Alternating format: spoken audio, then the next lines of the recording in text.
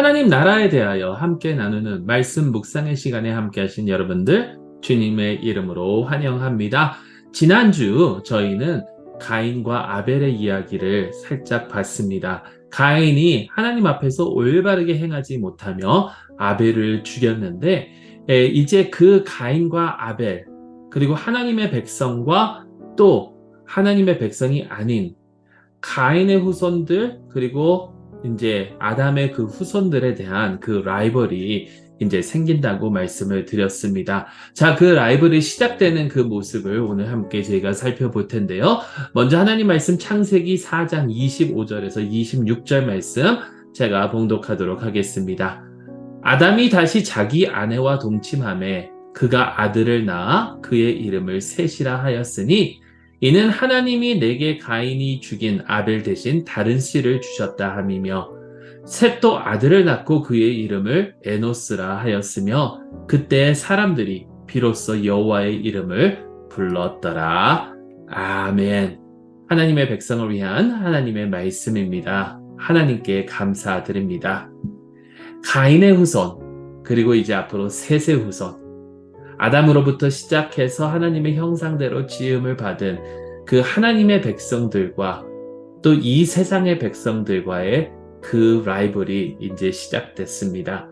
가인이 아벨을 죽이고 난 후에 이제 멀리 떠나가게 되고 이제 그는 방황하면서 이 세상을 떠돌면서 살아가게 되죠. 자, 그랬을 때에 하나님께서는 아담과 하와를 축복하여 주셔서 다시 셋을 낳습니다.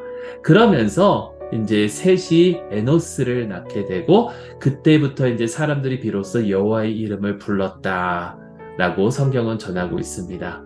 여러분, 여호와의 이름을 불렀다는 것이 과연 무슨 의미일까요?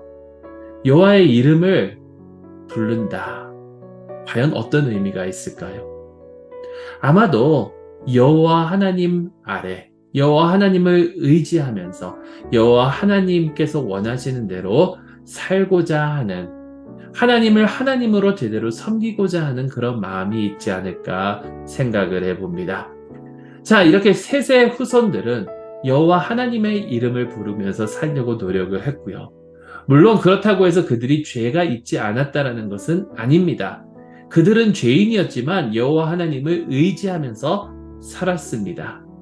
그와 반대로 가인의 후손들은 자기 자신을 이제 믿고 살게 되고 가인이 저질렀던 그러한 죄, 또 살인 등등 여러 가지 범죄를 여호와 하나님 앞에서 저지르게 됩니다.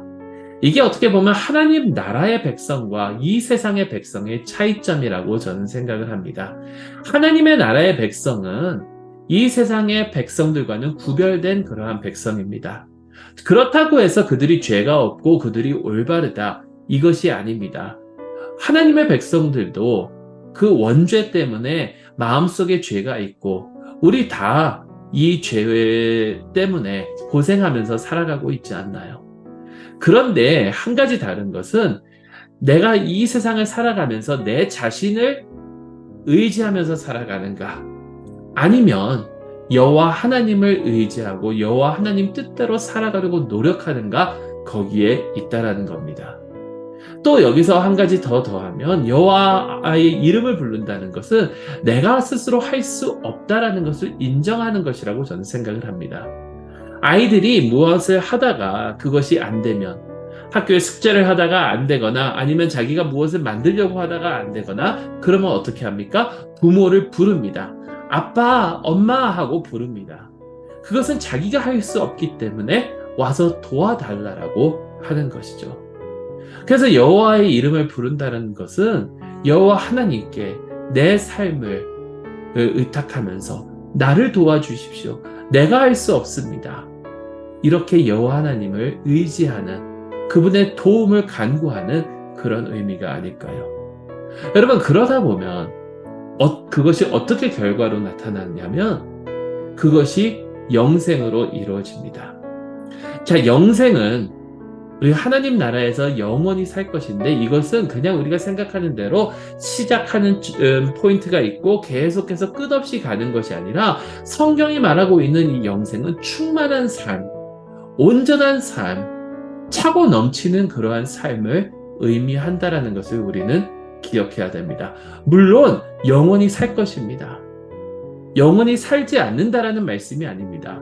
영원히 우리가 살 것입니다. 하지만 그것보다도 더 깊은 의미가 있으니 그것이 무엇이냐면 하나님께서 축복을 내려주셔서 가득하게 차 있는 그러한 삶을 살 것이다라는 거죠.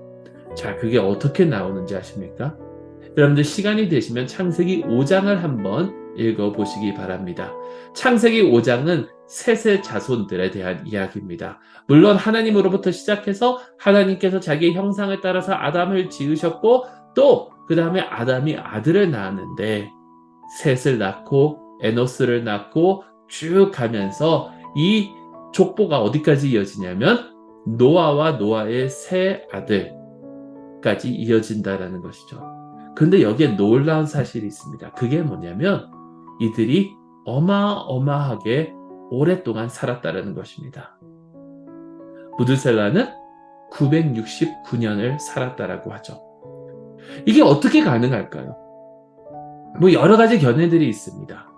어떤 사람은 홍수 전이기 때문에 해로부터 올 수 있는 그 UV나 뭐 이런 자외선 같은 것들을 그 홍수 그러니까 하늘 위에 있었던 그 궁창이 막고 있었기 때문에 홍수에는 그게 다 내려왔다라고 생각하시는 분들도 있고 뭐 여러 가지 그런 견해들이 있는데 아마도 가장 중요한 것은 이것이 아닐까요? 하나님의 이름을 부르는 여호와의 이름을 부르면서 사는 자들에게는 하나님께서 축복하여 주셔서 충만한 삶을 살게 하시는데 그 충만한 삶이 그 시대에는 장수로서 이루어진다라는 것. 여러분, 여호와의 이름을 부르는 자들은 충만한 삶을 사는데 그것이 바로 하나님 나라의 삶입니다.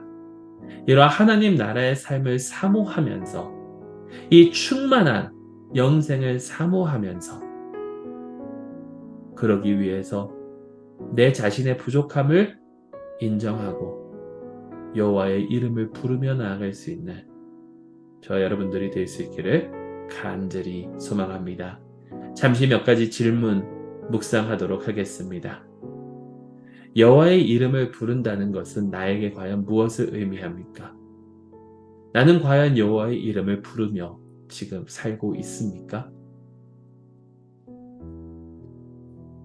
두 번째 질문입니다. 여호와께서는 당신을 부르는 자들에게 충만한 삶을 허락하십니다.